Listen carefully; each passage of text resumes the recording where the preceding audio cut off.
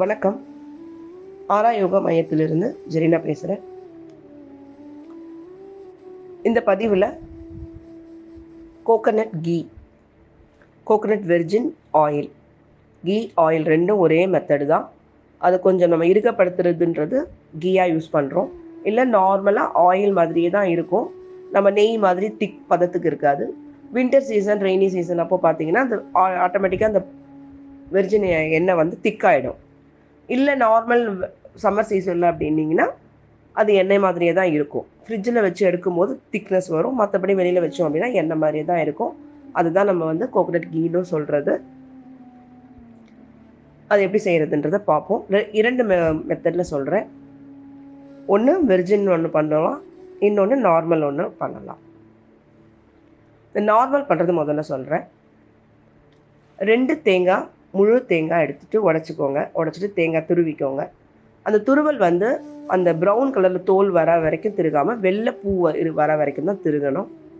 அந்த மாதிரி திருகி 4 மூடியும் திருகி எடுத்துக்கோங்க.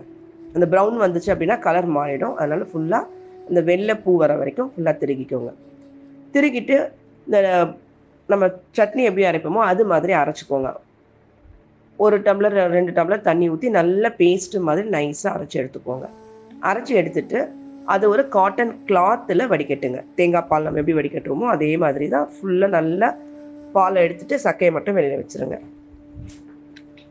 அந்த வடிகட்டின பாலில் கண்டிப்பாக அந்த காட்டன் கிளாத்தில் தான் பண்ணணும். வடிகட்டிலலாம் பண்ணாதீங்க. எப்படினாலும் வடிகட்டியில் பண்ணும்போது கொஞ்சம் திப்பி வந்துடும். அதனால் கண்டிப்பாக காட்டன் கிளாத்தில் தான் நம்ம வடிகட்ட வேண்டும். நல்லா அது வடித்ததுக்கப்புறம் அந்த பாலை அடி கனமான பாத்திரம், கண்டிப்பாக பாத்திரம் வந்து அடி கனமாக இருக்கணும். அதே மாதிரி அகலமாக இருந்ததுன்னா எடுக்கிறது கொஞ்சம் ஈஸியாக இருக்கும். அந்த மாதிரி பாத்திரமாக பார்த்துட்டு இப்போ நம்ம அந்த எடுத்து வச்சுருக்க பாலை அதில் ஊற்றிடுங்க. பால் வந்து முதல்ல ஸ்டவ் ஃபாஸ்ட்டில் இருக்கட்டும். பால் நல்லா கொதிக்கட்டும். 2-3 கொதிச்சதுக்கப்புறமே பார்த்தீங்க அப்படின்னா ஒரு 5 நிமிஷத்துக்குள்ளே பால் திரிய ஆரம்பிக்கும். தேங்காய் பூ தண்ணி தனியாகவும் இந்த திரியான்றது மாதிரியும் வரும். நம்ம நார்மல் பால் வந்து திரிஞ்சு போச்சுன்னா எப்படி வருமோ அது மாதிரி வரும். அந்த மாதிரி வந்ததுக்கப்புறம் மீடியம் ஸ்லோ வச்சுக்கோங்க. ஸ்டவ்வை மீடியமில் வச்சுக்கோங்க. மீடியமில் வச்சுருக்கும் போது இந்த தண்ணி இருக்கு இல்லைங்களா, அது தண்ணி கொதிச்சுட்டே இருக்கும். பக்கத்துலேயே இருந்து கிண்டிகிட்டே இருங்க. கொஞ்சம் தள்ளி போனீங்கனாலும் அது பிடிச்சிரும். அதனால் கொஞ்சம் பக்கத்துலேயே இருந்து பார்க்குற மாதிரி பண்ணணும். நல்லா கிண்டிகிட்டே இருந்தீங்க அப்படின்னா அது கொஞ்சம் கொஞ்சமாக அந்த தண்ணி எவ்வளோ தண்ணி நம்ம ஊற்றணுமோ அந்த தண்ணி எல்லாம் இழுக்க ஆரம்பிக்கும், வற்ற ஆரம்பிக்கும். தண்ணி நல்லா வற்றுனதுக்கப்புறம் அந்த தயிர் மாதிரி திரிஞ்சுது இல்லைங்களா, அது மட்டும்தான் இருக்கும். அதுக்கு அந்த மாதிரி தயிர் தண்ணி ஃபுல்லாக இழுத்ததுக்கப்புறம் ஸ்டவ் ஃபுல் ஸ்லோ வச்சுருங்க. இப்போ அந்த தயிர் மாதிரி இருக்கும் இல்லைங்களா, அதை மட்டும் நம்ம கிண்டிகிட்டே இருக்கிற மாதிரி இருக்கும். அந்த கொஞ்சம் கொஞ்சமாக லைட்டாக அது கலர் சேஞ்ச் ஆக ஆரம்பிக்கும். ஃபஸ்ட்டு லைட்டாக கோல்டன் ப்ரௌனில் வரும். அதுக்கப்புறம் கொஞ்சம் ப்ரௌனு, நெக்ஸ்ட்டு ஸ்டேஜாக ஒரு ப்ரௌனிஷ் வரும். அதுக்கப்புறம் நல்ல டார்க் ப்ரௌனாக வரும். கருப்பாக வர மாதிரி டார்க் ப்ரௌனிஷ் வரும். இந்த டார்க் ப்ரௌனிஷ் வரும்போதே வீட்டில் வந்து ஸ்வீட் பண்ணுற மாதிரி ஒரு ஸ்மெல்லு, நல்ல ஒரு ஸ்மெல் இருக்கும். அப்போ பார்த்தீங்க அப்படின்னா அந்த டார்க் ப்ரௌனாக அந்த கசடு தனியாகவும் எண்ணெய் தனியாகவும் வந்துடும். செகண்ட் ஸ்டேஜ்லேயே அது வந்துடும். டார்க் ப்ரௌன் ஆகும்போதே அது கொஞ்சம் ப்ரௌன் ஷேட் வரும்போதே வர ஆரம்பிச்சிடும் எண்ணெய். இன்னும் டார்க் ஆக ஆக அதை அழகாக எண்ணெய் தனியாகவும் அந்த கசடு தனியாகவும் பிரியும். பிரித்ததுக்கப்புறம் ஸ்டவ்வை அணைச்சிட்டு ஆறட்டும். ஆறுனதுக்கப்புறமா நம்ம ஸ்டீல் வடிகட்டி வச்சுருப்போம் இல்லைங்களா, டீ வடிகட்டி, அந்த மாதிரி வடிகட்டி எடுத்துட்டு அதில் ஒரு சின்ன காட்டன் கிளாத்தை வச்சு போட்டுட்டு அதுக்கப்புறமா அதில் மெதுவாக ஊற்றி வடித்து எடுத்துக்கோங்க.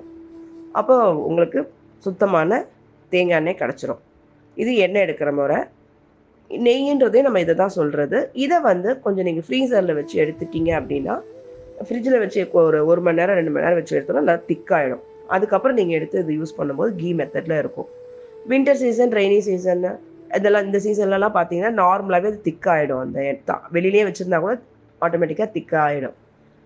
சம்மர் சீசனில் இருக்கும்போது பார்த்தீங்க அப்படின்னா அது வந்து எண்ணெயாகவே இருக்கும், நல்ல திக்காக இருக்கும். அதுதான் நம்ம கோகனட் கீன்னு சொல்கிறது. நீங்கள் கடையில் போய் கோகனட் கீ வாங்கினீங்கன்னா திக்காக அப்படி நம்ம நார்மல் கீ மாதிரி கொடுக்க மாட்டாங்க. அது ஆயில் மெத்தடில் தான் இருக்கும். நம்ம யோகா சென்டர்லேயே கூட அந்த மாதிரி ஆயில் மெத்தடில் தான் இருக்கும். என்ன கொஞ்சம் திக்னஸாக இருக்கும், அவ்வளவுதான். திக்னஸ் மீன் நார்மல் தேங்காய் எண்ணெயை விட இது கொஞ்சம் திக்காக இருக்க மாதிரி இருக்கும். இது ஒரு மெத்தடு. இது இந்த மாதிரி நீங்கள் பண்ணி வச்சுக்கலாம். இதே வந்து வெர்ஜின் முறைப்படி பண்ணுறோம் அப்படின்னா அது கொஞ்சம் டைம் எடுக்கும். மற்றபடி ஈஸியான ப்ராசஸ் தான் அதுவும். வெர்ஜின் கோகனட் ஆயில்னும் போது நம்ம ஸ்டவ்வில் வைக்காமல் செய்கிற மாதிரி இருக்கும். இதுக்கு அதே 2 தேங்காய் திருகிக்கோங்க. அதே மாதிரி பால் எடுத்துக்கோங்க, வடிச்சுக்கோங்க. இந்த வடித்த தேங்காய் பால் இருக்கு இல்லைங்களா, அதை வந்து ஒரு கண்ணாடி பவுலில் ஊற்றுனீங்கன்னா அது கட்டியாயிடுச்சா இல்லையான்ற பதம்லாம் உங்களுக்கு அழகாக தெரியும். நார்மல் சில்வர் பாத்திரத்தில் ஊற்றுறத விட கண்ணாடி பாத்திரத்தில் ஊற்றிக்கோங்க. அந்த பாலை சொல்கிறேன். பாலை ஊற்றிட்டு மேலே டைட்டாக ஒரு கவர் மாதிரி கவர் பண்ணிவிட்டு மேலே ஒரு தட்டு வச்சுருங்க. கண்டிப்பாக கவர் மாதிரி பண்ணுங்கள். கொஞ்சம் கூட காற்று உள்ளே போகாத மாதிரி ஃபுல்லாக கவர் பண்ணியிருக்கணும். நம்ம நார்மலாக ஒரு கவருங்க வரும் இல்லைங்களா, சில்வர் காயில் கவர், அந்த மாதிரி கவர் மேலே போட்டு டைட்டாக போட்டு ஒரு ரப்பர் பேண்ட் மாதிரி போட்டுட்டு அதுக்கு மேலே ஒரு தட்டு வச்சு ஃப்ரிட்ஜில் வச்சுருங்க. 24 ஹவர்ஸ் வச்சிடணும். 24 ஹவர்ஸ்க்கு அப்புறம் நீங்கள் அதை எடுக்கும் போது கொஞ்சம் ஆட்டிடாமல் ஜாக்கிரதையாக எடுக்கணும். அப்படி எடுத்து பார்த்தீங்க அப்படின்னா 3 லேயராக இருக்கிற மாதிரி தெரியும். அதில் மேலே வந்து கொஞ்சம் எண்ணெயாக இருக்க மாதிரியும், அதுக்கப்புறம் கொஞ்சம் தயிராக இருக்க மாதிரியும், அதுக்கப்புறம் கொஞ்சம் தண்ணியாக இருக்கிற மாதிரி, அப்படி நல்லா தெளிவாக தெரியும். தண்ணியாக இருக்கிற மாதிரி 3 லேயர் தெரிய ஆரம்பிக்கும். அந்த 3 லேயர் தெரிய ஆரம்பிச்சதுக்கப்புறம் அதை ஆட்டிடாமல் அப்படியே மெதுவாக எடுத்து ஃப்ரீசரில் வச்சுருங்க. ஃப்ரீசரில் ஒரு 2 ஹவர்ஸ் இருக்கட்டும், 2 ஹவர் 4 ஹவர் 3 ஹவர்ஸ் இருக்கட்டும். 2 ஹவர்ஸ் இருந்தால் கூட போதுமானது தான். 2 ஹவர்ஸுக்கு அப்புறம் அதை எடுத்தீங்க அப்படின்னா அந்த மேலே அந்த கட்டியாக இருந்தது இல்லைங்களா, எண்ணெய் மாதிரி சொன்னோம்ல, அந்த லேயர் மட்டும்தான் கட்டியாகும். அதுக்கு கீழே அந்த எண்ணெய் தண்ணியெல்லாம் அது அப்படியே தண்ணியாகவே தான் இருக்கும்.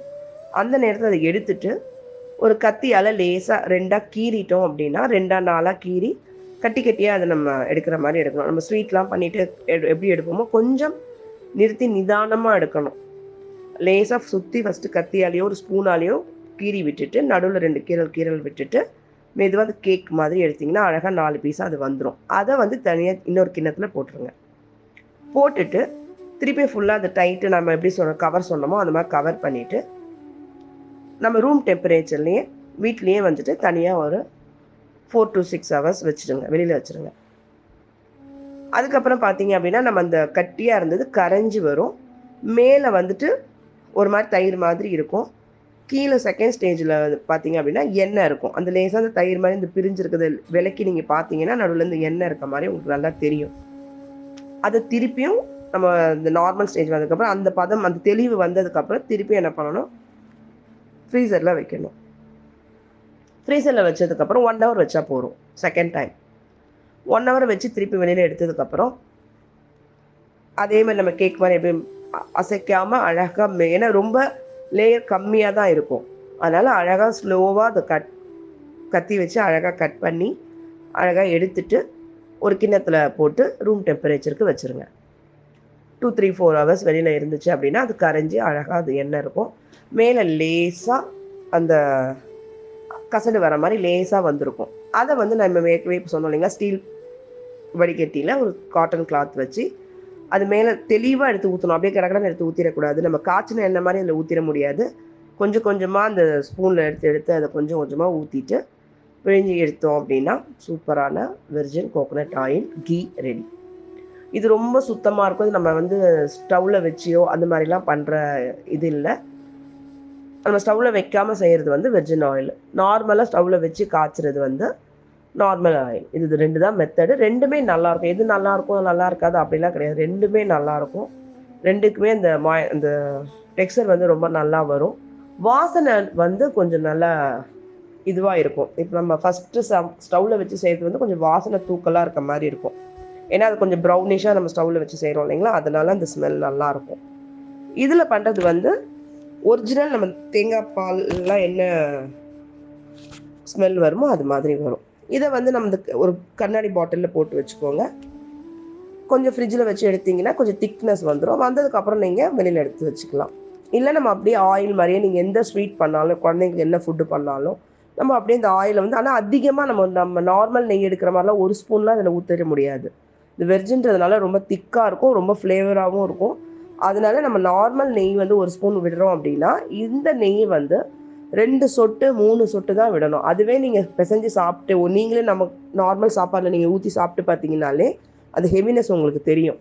அதனால் நீங்கள் இது செஞ்சுட்டு குழந்தைங்களுக்கு கொடுக்குறீங்க. இப்போ 6 மாதம் முடிஞ்சதுக்கப்புறம் 7 மாதத்துக்கு அப்புறம் நம்ம நெய் 9 மாதத்துக்கு அப்புறம் தான் நெய் ஸ்டார்ட் பண்ணணும். இந்த 9 மாதத்துக்கு அப்புறம் நீங்கள் ஸ்டார்ட் பண்ணுறீங்க அப்படின்னா 1 சொட்டு தான் முதல் அந்த 9 மாதம் குழந்தைக்கு. 1 வயசு முடிஞ்சு 2 வயசு 3 வயசுன்னும் போது தான் 2 சொட்டு 3 சொட்டு.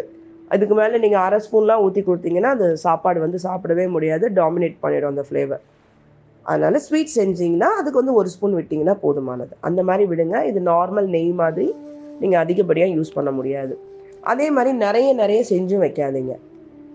இப்போ நான் வந்து சொல்லியிருக்கேன் 2 தேங்காய் சொல்லியிருக்கேன் இல்லைங்களா, 2 தேங்காயில் செஞ்சீங்க அப்படின்னா 150 கிராம் எண்ணெய் தான் கிடைக்கும். நீங்கள் வறுத்து நம்ம ஸ்டவ்வில் வச்சு செஞ்சதும் சரி, இப்படி நம்ம வெர்ஜினாக எடுத்தாலும் சரி 150 கிராம்ஸ் ஆயில் மட்டும்தான் அதில் கிடைக்கும்.